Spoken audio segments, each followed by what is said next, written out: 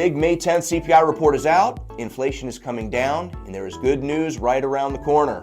I'm Chris Shedd, team leader of the Shedd Group here at Movement Mortgage, and here is this week's news. So, May 10th is here, and as many of you know, we've had this date circled on the calendar for quite some time. The CPI report came out, and I'll be honest, the results were a bit mixed, so we're going to unpack it a little bit, but first, the numbers.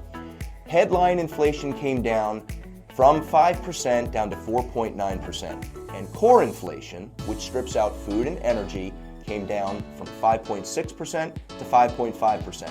Honestly, the decline was a bit muted, and there's a few reasons why. We'll get into these factors, but good news is coming over the summer months. We're going to continue to see mortgage rates improve as inflation continues to come down. We just didn't get as much of a meaningful decline as what was expected in this May report.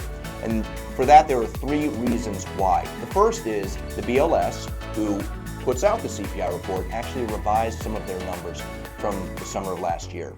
So basically, we saw 0.2% not applied to the decline in inflation for this month's reading, which unfortunately, had we had that, we would have seen mortgage rates come down quite a bit more.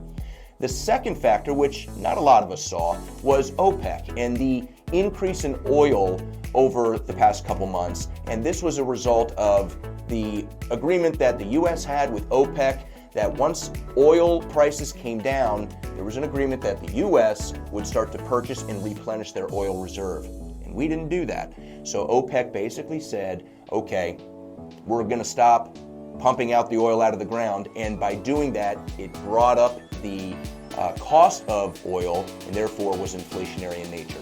And the third factor, which not a lot of people saw, was 4.4% increase in used car sales. Now you would think, like, what does used car sales have to do with mortgage rates? It's all connected.